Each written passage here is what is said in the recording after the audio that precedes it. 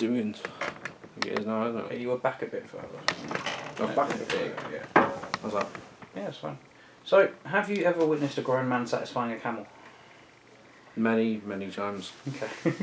One thing we must do, whoever's editing this footage, I'm saying this now that it's recording, at the end of my second recording session, I say, I'm really pleased with the Vendetta highlights vid. Please don't use that bit, because I watched the Vendetta highlights, the Vendetta opening package, I watched that after we pressed start, and I was just like going, oh, that's not actually very good on that. I've got some really great opening packages that I made, but that one, that's not one of them. So, okay, the first question is just so we can get this in there. Talk about the UBW title, the actual belt. How did it come to be that UBW had a title belt of its own? Who created it? Who designed it? And what did that belt mean to you? Nice. So, a lot of backyard promotions out there, they use a WWE Championship belt. Sometimes they use a kid's toy plastic belt or something like that. And one of the things that we had an opportunity where a friend of Dave's is a metal worker who basically said to us, like, if you want me to, I can make you a belt. And so I just happened to have a spare strap for my Attitude Era replica belt. So we had a strap, and a friend of Dave's could make us an actual plate using a design that Swinney made for us. And it took until the Doomsday taping for that to actually come about. So we've got this great shot of for the championship match. Max Carnage comes out with the UBW Championship, and because Extreme Dave believes that he never lost the championship, he actually comes out with what we were using as the UBW Championship until that point. So you've got that lovely little thing. I truly believe that having that belt set us apart and made us different to a lot of the other backyard promotions that are out there. That it made us special, it made us unique in a lot of ways. And I like to think that, especially once Danny Ace got the championship and he got multiple defences, because if you think about it, Extreme Dave won the championship and then got 2 or 3 defences out of it and lost it. Max Carnage defended it once and lost it. Champagne got the championship, 1 defence, lost it. And then Danny Ace, I think, had 6 defences in a row. Maybe even 7 now I think about it. So that gave stability, and I think it gave prestige to it, because of course it was rolled in with the CRCW Championship, and it was the lineage continued from the BBW Championship as well. I loved it. I think it's such a beautiful design. It makes me very sad that I don't have it, to be honest, because of course Extreme Dave's got it these days. But yeah, it's an absolutely beautiful thing. I absolutely love our belt. On that subject, speaking about the champions in UBW, there were, I believe, 4 UBW champions. Talk a little bit about the title reigns, and there were moments with the championship belt changing hands. What stands out in your mind as being sort of the definitive championship moment from UBW? So yeah, there was 4 UBW champions: Extreme Dave, Max Carnage, Champagne, Danny Ace. I think each. I always feel sorry for Extreme Dave, because Dave's reign wasn't fantastic. He got the championship, and then when Salvation came along, we talked him into losing the championship, and of course the plan was down the line he would get it back, and then circumstances meant that he didn't. So I mean, Max Carnage winning the championship was a big thing for me, because as I mentioned before, it was such a surprise. And no one saw that. Because no one saw it coming. I got the championship by default because Carnage retired, and then in one of those moments where people just won't believe me, is that I forgot the championship belt when we did the Domination taping. I had so much stuff to pack because we were meant to be staying over and all that. I took tents and things. It was only when I got to I got to the tape. I got halfway there and realised I didn't have the belt. And then Danny's is he had the brutal match with Champagne, which really was designed to put Danny Ace over. His match with Swimbad, his series with Johnny Magnum, all really special moments. But I think it's hard to actually pick one of them. What was my favourite, to be honest? I've actually forgotten what the question was. No, that's fine.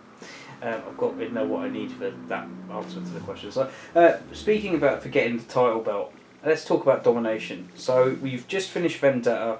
Talk about the road to Domination, the planning for Domination, and then talk about the disappointment that you had in the day, and talk about what you remember from that day and why it is such a hex on you.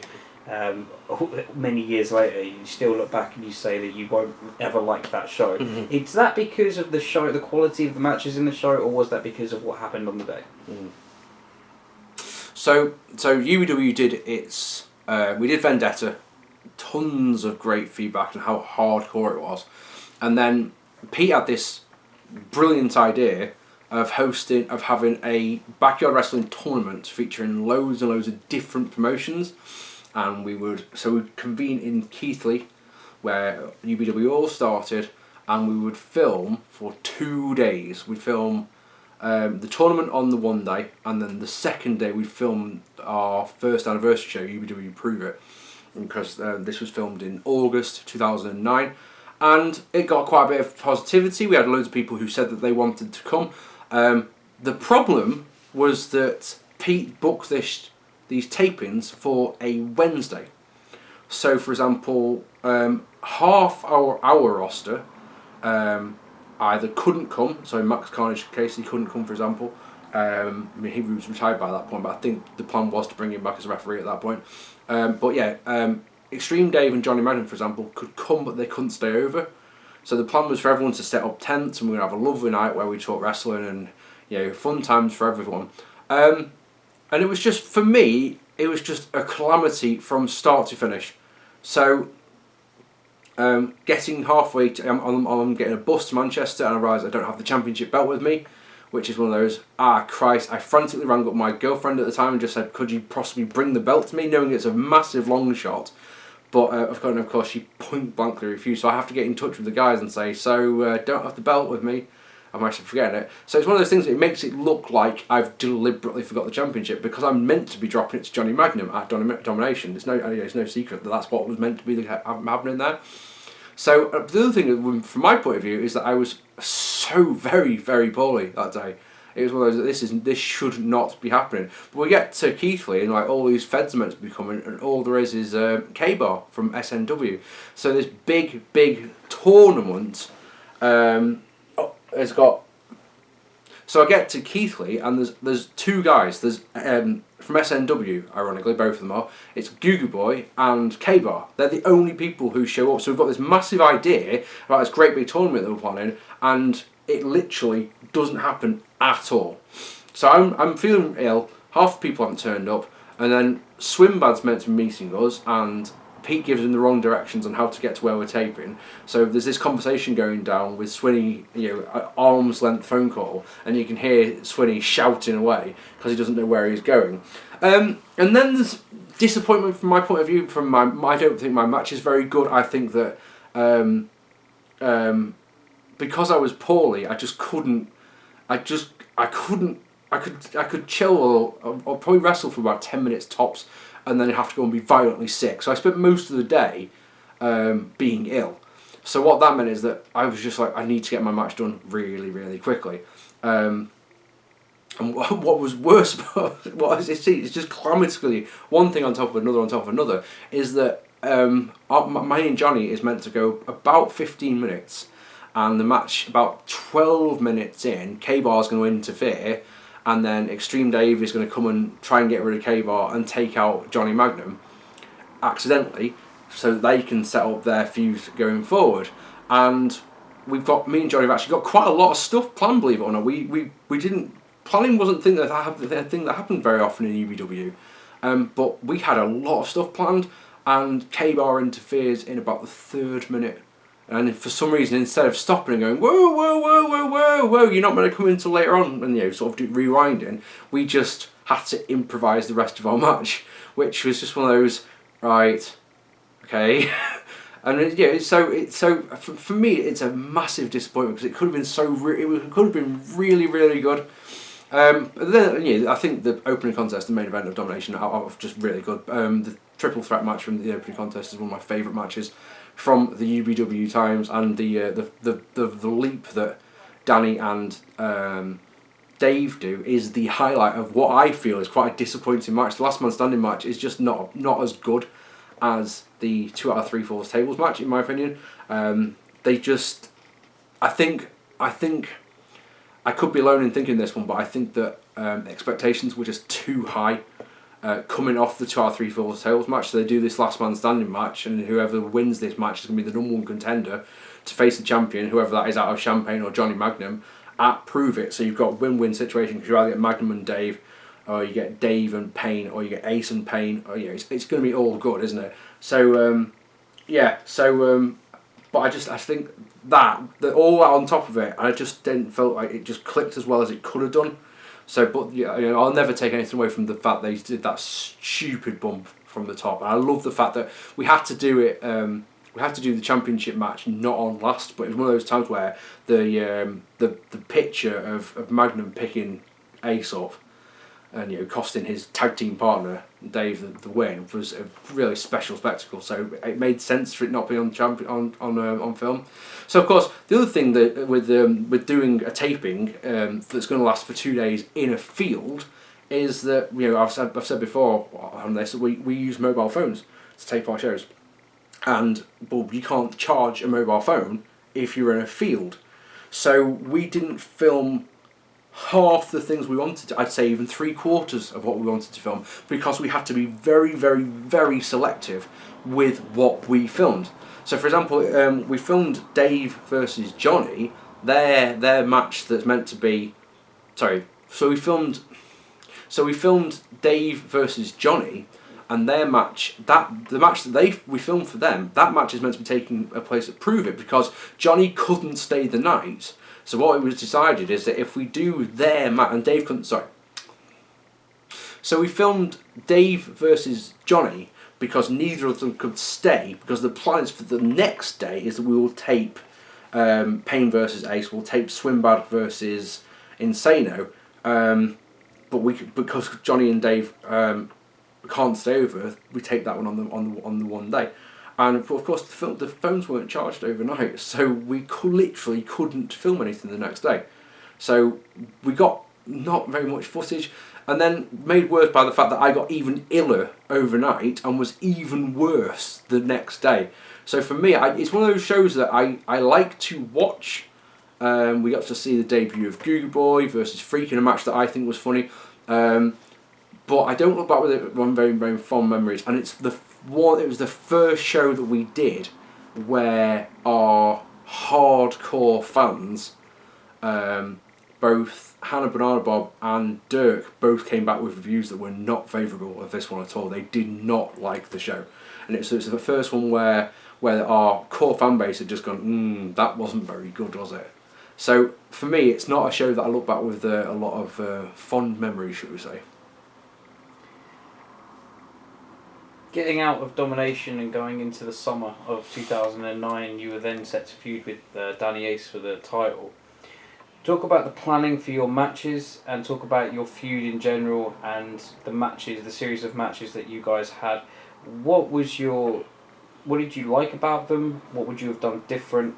And how did it change the perspective of the level of violence in UEW at that time? Oh gosh. So one of the advantages of getting the championship belt is that it meant that I got an extra month as champion, which I suppose is a good thing. From my point of view, it's not in the slightest. But what it did mean is that I went in to Prove It, a 1-year anniversary show, as the champion, but it was always going to be that I was going to drop the belt to Ace, and I was very, very, very happy about this. And so we decided as a group that we would tape Retribution, So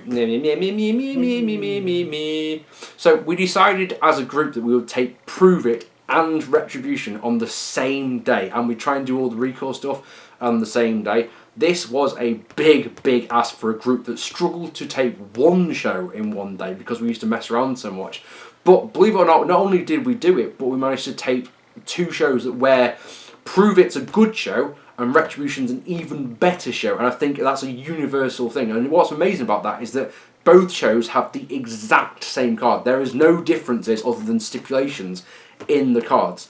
So we have Insano is facing K-Bar. Now that was not meant to be the original match. It was meant to be K-Bar versus God, I'm fucking useless at this, aren't I? No. So it was K-Bar, Insano So Insano fought off against K-Bar twice.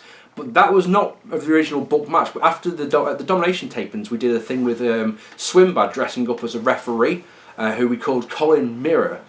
And so we had the Colin Mirror spot, as it's known throughout UBW fans, where... Yeah, you've forgotten that one, haven't you? I forgot, man! That's kind of in the outtakes. I'm just looking at the thing. By the way, the reason I'm asking you about how it changed the level of violence is because the next topic after us is violence issues and finding a new form of distribution. Gotcha. And we'll start the whole bit again, whoever's editing. You remember the question, yeah? Well, Yeah. I'm going to be editing it out. Good. So, after Domination, we decided to start trying to do back-to-back tapings. We would try and tape 2 shows in one day. Now, this is a big ask for a group of guys who struggle to tape 1 show plus the respective recoils of a day because we messed around so much. So basically what you're asking of us is to tape 2 full free previews and at least 2 full recoils. What made that a little bit easier is that we decided that we would have the same card twice. So we would have 3 matches at Prove It, 3 matches at Retribution, and they would be the exact same match. So in the opening contest, it was Mr. Insano versus K-Bar, and K-Bar's official UBW debut. That's not what was meant to go down. It's actually meant to be Mr. Insano versus Swinbad. And the Domination taping we did the Colin Mirror incident, as a lot of people will know it as, which is where Swinbad dressed in a mask as a masked referee making his debut as Colin Mirror.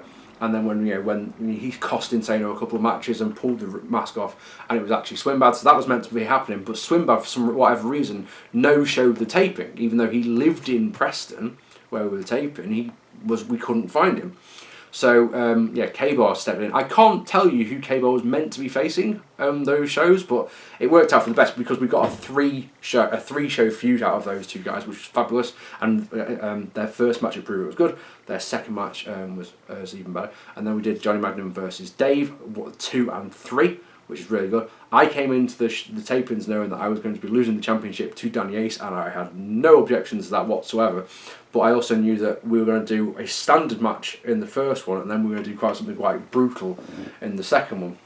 So we come into it when Danny comes to the taping, full of a cold. So it's one of those. That's going to be quite a challenging one. And we had a lot of really good spots planned up for the Prove It match. So we wanted to do the stunner spot, for example, from Rock versus Austin at Backlash '99, for example, and we wanted to do the Jack Daniels spot. And we had a couple of little things that were like a fun little one, but then we had what I think is such a weak finish. So we tried to do the Rock Austin WrestleMania 17 finish with the tray shots, and I just think that Champagne should have kicked out a couple of times before staying down to the chair shots, and it was a big call on the fly to do the painkiller through the table on Ace, just to get a bit of heat back on me, because I was so disappointed with the finish. It's one of those things that retrospectively you just tape it again, tape the finish again, but whatever. We decided to do an I Quit match for the second match, and what I wanted Ace to come out of that match looking like an absolute killer. So that meant that I was going to have to take a lot of punishment, and so we had maybe an hour to come up with everything that we were going to do in the match. So off the top of my head, I can only think of the table spot and the guitar spot that were planned. I think everything else we do is called on the fly, and for me it's not a pleasurable watching experience, I'm afraid, because I just get such a beat down, and it's a match that I don't think works in the heel face dynamic, because I'm the bad guy, but I get such a beating that as an audience member you're starting to feel sympathetic towards Champagne, because it's like, come on, this is too much. And in wrestling, if you're getting that reaction, what needs to happen at the finish is that you make the big comeback, and that your hero wins. But I just get battered and battered and battered and battered, and then I get a bit more battered, and then I get a full Nelson, and then I get battered again. And it's just that Danny gives me nothing. It is nothing. So it's a match that I'm sure the fans who like watching me get the shit kicked out of me, I'm sure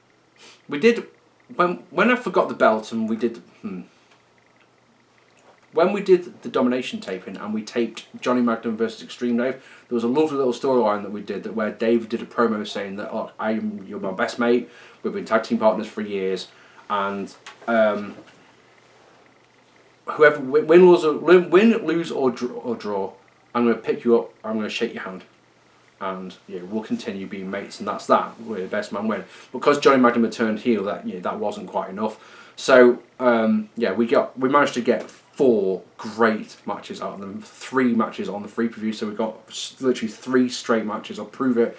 Retribution and Relentless, that in my opinion got better and better and better. They are the best feud in UBW by a mile, because they have such intensity in their matches, and the matches are such good quality, and I've got a great fondness of them. I think going forward after the feud had finished, I mean, it was always my plan.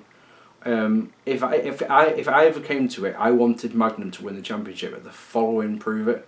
So that would have been our second anniversary show, and I wanted it to get to a point where it's like the only person who can win the belt is Magnum, because I had big plans for my goal, believe it or not, was for Swimbad to take the championship off Danny Ace, and he would have held it until the following Prove It. And then I always knew that I really wanted another feud with Dave, because we'd had that one match at BBW Retribution, so I wanted transition from the Johnny and Dave feud. I wanted me to slot into that one.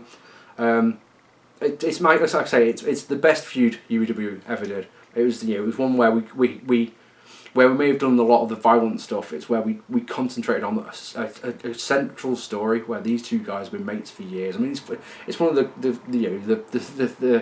the open secrets is that they called themselves Wild Stallions, and they were tag team for a year, but they never actually tagged, and it was just kayfabe. They were, so we told people, and people believed it, and it's brilliant. It's one of those things. So because there was that element put in from the very start of the BBW and the UBW, it meant that their feud was much more than any other feud that happened in UBW, and for that it just made it more memorable, and it just made it so that when they had that last match at Relentless, and there was no stipulations, because they'd done the KO match the month before. It's weird because wrestling is normally match, and then you have a stipulation match to finish the feud, whereas they had a normal match and then they had a stipulation match, but they then had a normal match to finish it off, and that last one where you've got that, oh god, it's so good, where you've got the moment where, because in the knockout match, Dave had lost to a punt, and Dave had been punted like 3 or 4 times by Johnny Magnum at this point, and Johnny Magnum's got him in position for the punt, and Dave's just looking at him, just do it. Oh. Dave's just got him in position, he's got his head bowed down, he's just going to do it. Just do it, and Johnny comes in for the punt.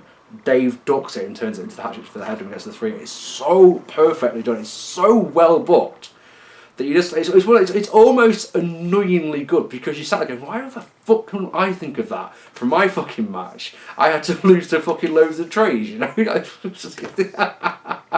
yeah, it's my favourite feud. It's by a country mile. It's.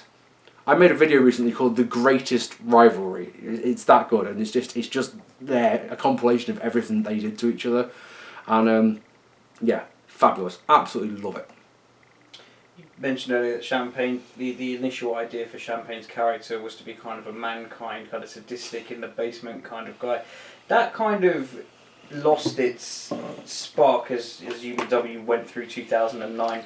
But Champagne still stayed in the same kind of mindset and had the same sort of matches with everyone he worked with. What was your vision for Champagne going forward, and were you disappointed that it didn't go back to being how you initially hoped it would? So, one thing that you need to know about me as a person, and the reason that I liked to do backyard wrestling, is that where I'm not very good at doing moves, believe it or not, I actually kind of like the punishment of the getting beaten up, and I like making people's moves look good, if that makes sense. From day one, my character of Champagne should have just been a jobber. He should have been the guy who gets beaten up. and loses all the time, so that if he ever does get a win, it means something, and that would have been so much more pleasurable for me. So whereas I couldn't ever do the all that in a match, that I wanted to, because I just would forget. I would get to the ring and I was like, oh yeah, so I'm Mark, great, I'm just gonna get beat, brilliant. What I wanted after I lost the championship to Ace, I really, really wanted to start putting people over. So my idea was for the Open Challenge at Relentless, for example, was to bring someone in from SNW and just make them look like a star. But so it was, because it wasn't Danny Ace. It was, I could say to that person, like, so can I just have a bit of offense? And they're like, yep, of course you can. So I got in like 2 or 3 big moves against Crusher J, for example, where I hit him with probably the best pain game that I ever did on anyone. I did it and I threw him into the ladder, for example. But at the same time, Josh battered me and came away from it. Literally, from that match, you go, yeah, Josh can go and work the main event if you want, And I really did get a kick out of that match. In fact, that is my favourite UBW match from back in the day. It works so beautifully. I got a really nice promo at the start, and it just worked so nicely. But then I wanted to just put people over, but the powers that be didn't agree with that. So I had a feud with Dave. What we thought is going into the season beatings and redemption, we had 2 matches that we can put on the cards that are going to be strong matches that the people will want to see. So if we do Champagne versus Extreme Dave and Danny Ace versus Johnny Magnum, then we've got 2 really strong matches. And then at this point we'd started bringing in new talent, and they could do the undercard. So the new guys from the SNW and TBW, with The Freak and Goo Boy and Alex Hart and Rye. And if we could keep attracting new talent, we could put them on the undercard and then have these 2 marquee matches that the people really like to see up at the top. I don't know where I would have gone after that, because of course at Addiction it was a 3-way and I was in the main event again. So I don't know what. On my records, it's interesting because I wrote out. I've got the cards written out for 2010, and believe it or not, Champagne's not on probably half of them, because it was one of those. I think by that point we probably would have got to the point where we've got maybe too much talent to have on every show, and I was more than willing to take a step back and go, I will. If there's 4 matches ready to go, Champagne doesn't need to be on all of them. So I would have probably happily gone on to Rico and just been the guy who, when Rye needs a match, just I'm happy to put Rye over. Or if we need someone, I wanted to be like the Chris Jericho role as he was in WWE, where he doesn't win big matches very often, but if you beat Chris Jericho, you are somebody and you're ready to transition into something bigger. I wanted to be like that. So if you beat Champagne, you've beaten a former UBW champion, and that's a big tick that you can put in your box. So then if you've got a free preview match against the champion, you can use have a warm-up match against Champagne, for example, to get you prepared. So Champagne will give you a decent match. That's what I wanted. I just like putting people over. It was always my goal was to make people come out. I wanted people to enjoy seeing Champagne wrestle, but I also wanted, every time I wrestled someone, I really wanted them to come out of the match looking better than the one they went in. Unfortunately, I had the feud with Dave, and that just didn't happen. I came out with a win and a loss, but both of us, just looked shit in my opinion, unfortunately. Next question is, and I'm going to go for a toilet break during this one because it's going to take you a while to answer this one. Talk about the peak of UBW, the attention that it had during the summer of 2009 and going forward, the introduction of how that led to new talent, and then arriving at Relentless when I'll ask you the next question. Okay. So, in my opinion, peak UBW. I mean, you can look at shows like Salvation, and you can look at shows like Vendetta, but the peak of UBW and the bits of UBW that if I want to watch some UBW, and especially if I'm doing this with friends, I will watch from Prove It to Relentless with Recoil. So there's 3 peak free previews, 2 episodes of Recoil. That to me is peak UBW. That's the absolute best of awesome, because each show gets better and better. So Prove It's good, Retribution's better, Relentless is the absolute best, and the 2 recalls that we've produced in between are really, really good. You know, the one where, so for example, the one where we have the main event, which is Champagne versus Goo Boy versus Danny Ace.